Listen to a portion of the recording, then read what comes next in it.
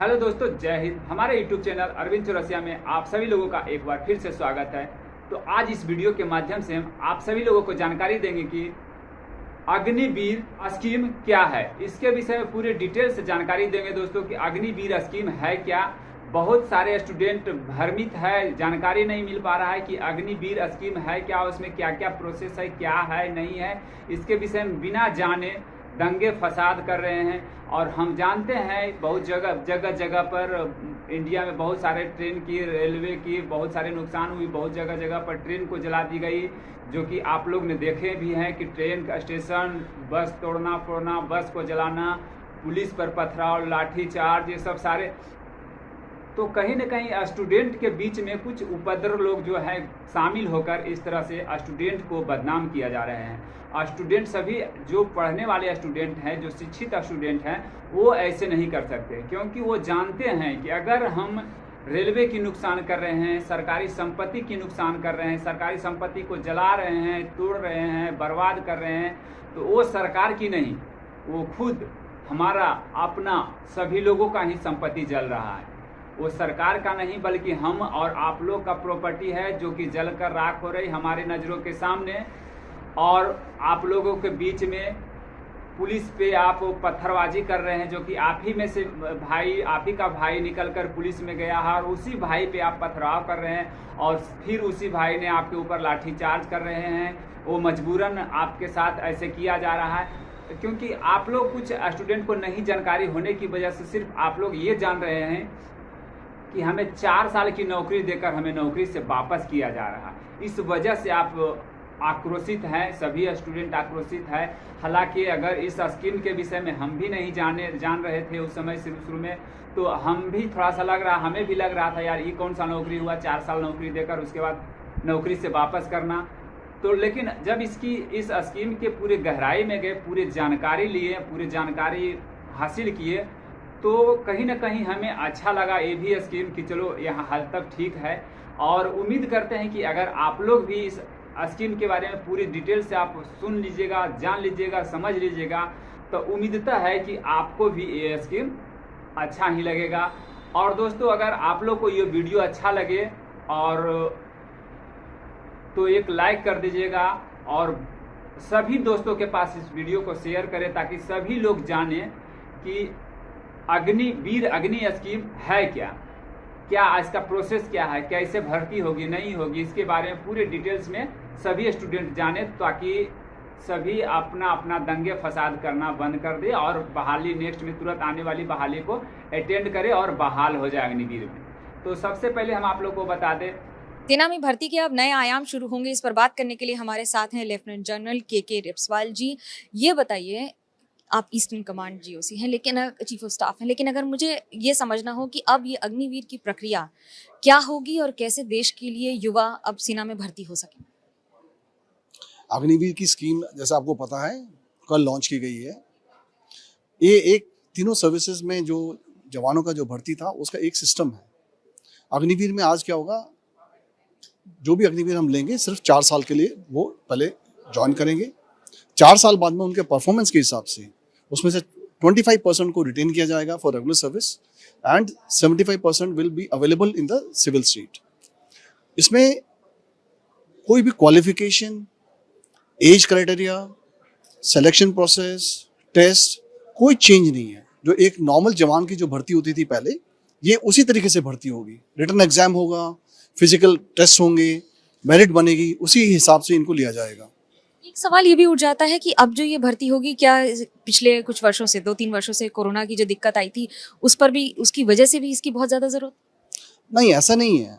अब वैसे तो हमें पता है कि पिछले 1.5 साल से कोरोना की वजह से भर्ती नहीं हो पाया था, पर उसके कारण नहीं है।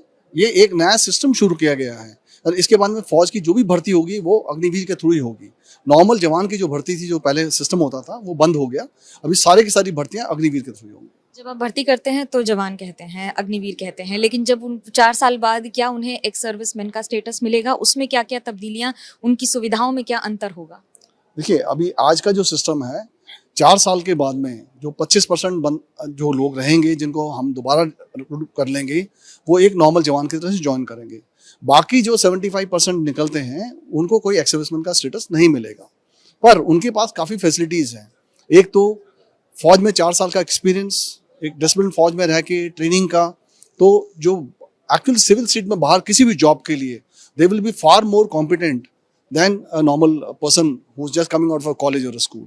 यही बात आपकी, फौज में ट्रेनिंग के बाद, फौज में एक्सेस के बाद, क्या फौज को इसको किसी तरह की दिक्कत हो सकती है? क्योंकि 4 वर्षों में जब आप कहीं रहते हैं, किसी भी प्लेटून में, किसी भी इलाके में, तो वहां पर आपको एक्सेस ऑफ इंफॉर्मेशन होता है, कॉन्फिडेंशियली फैक्टर को कोई झटका लगेगा? नहीं, ऐसा कुछ नहीं है।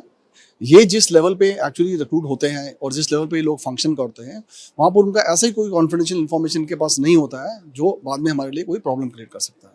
जब आप बात कर रहे हैं इस साल के रिक्रूटमेंट्स की, ये कब से शुरू हो जाएंगे इस प्रक्रिया में, और आने वाले दिनों में आगे कैसे देखेंगे? अगले 3 महीने में ये रिक्रूटमेंट जो है स्टार्ट हो जाएगा। आपका संदेश उन लोगों के लिए, उन युवाओं के लिए जो इसके लिए ट्राई कर रहे हैं, वो कौन सी 3 बातें हैं जो उन्हें ध्यान में रखनी चाहिए, क्योंकि आपने खुद सेवा में इतने वर्ष बिता दिए हैं? नहीं, उनको कोई भी चीज़ का जो है शक नहीं होना चाहिए।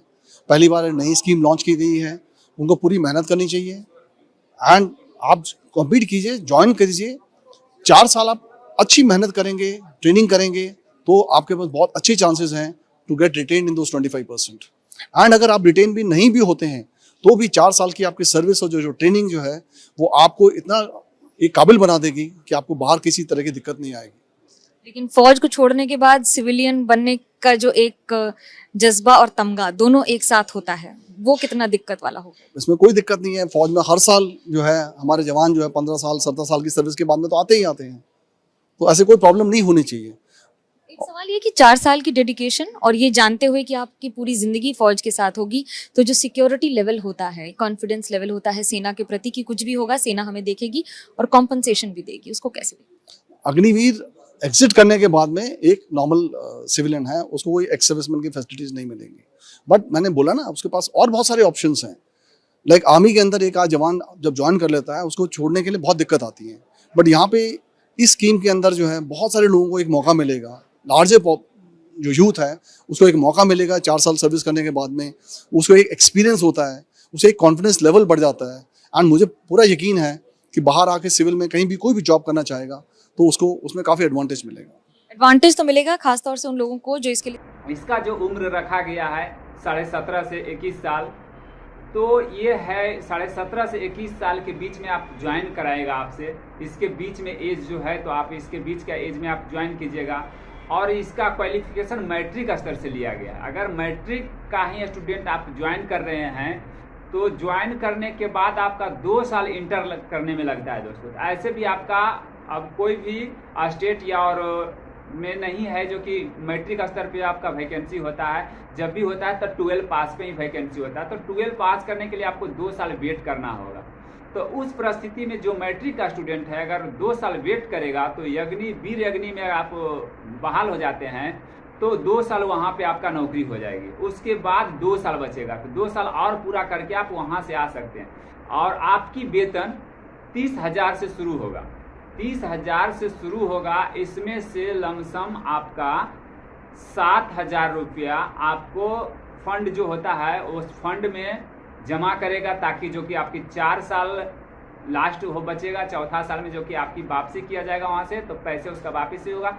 तो जितना पैसे आपका 4 साल में जमा हुआ सरकार के खाते में, आपका फंड खाते में, उस जितना आपका पैसे जमा हो उतना सरकार अपने पैसे लगाकर आपको वापस करेगा। तो उम्मीदता है तकरीबन 11 साढ़े 11 लाख के आसपास वापसी होती है लास्ट में 4 साल पूरा करने के बाद।